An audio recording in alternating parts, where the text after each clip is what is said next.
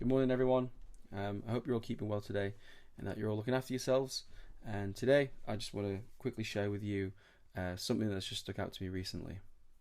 And today, we're going to be reading from 2 Corinthians chapter 12, verse 10.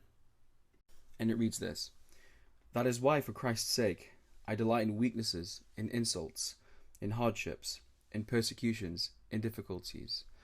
For when I am weak, then I am strong." So I think this verse is speaking about Paul's vision and the revelation or revelations that God reveals to him.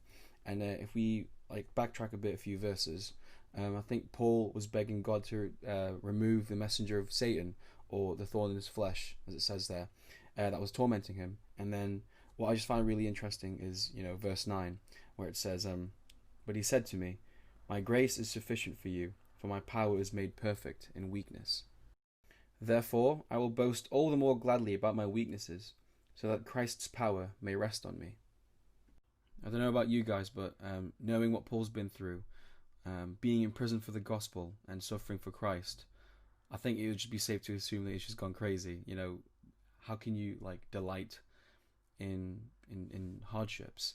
But since us as Christians, we truly believe that Christ's grace is sufficient for us, then I think, in this case, Paul isn't crazy. He's actually taking the right mindset about it. We should be doing the same, I guess. To delight in weaknesses, to delight in difficulties and in hardships. But sadly, at the end of the day, we're only human, and it's going to take so much more effort to delight in a weakness or to delight in a hardship, which is why it's so important. It's just so important to acknowledge God's sufficient grace. And from Lamentations 3, his mercies are never ending, and they're new every single day. And we should really strive and do our best to just meditate on that and to feed on that fact that God's grace will always, it's just more than enough, and that his mercies are new every single day.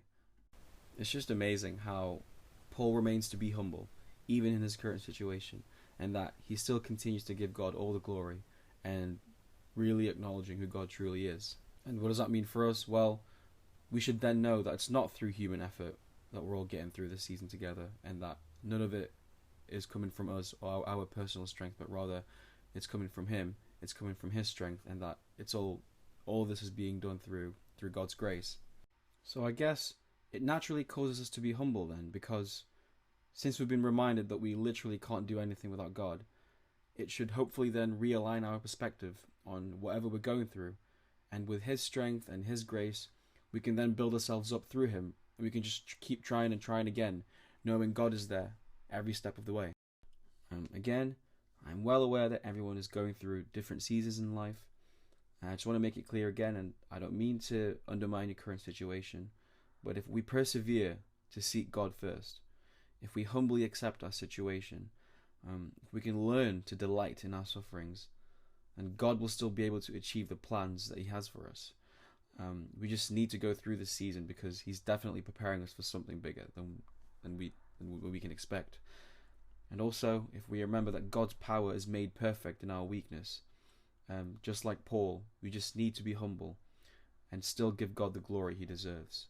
So I'll just quickly finish with this. Again, it's from BibleRef.com because it just has a really cool summary about this chapter, and it reads, it contains Paul's description of an astonishing experience. He was transported, in some sense, to the third heaven or paradise, where he received an unspeakable revelation from God. To keep him humble afterwards, God gave him a thorn in the flesh and refused to remove it, despite Paul's pleas. Instead, God told Paul that his grace was more than enough, and that his power was made perfect in Paul's weakness. Paul declares once again that he will boast in his weakness and be content in his suffering, because when Paul is weak, or when we are weak in this case, it clearly proves that Christ is more powerful. So that's all for this morning.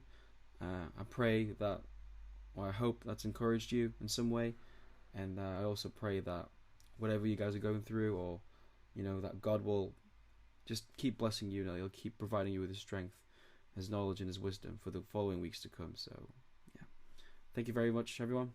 God bless.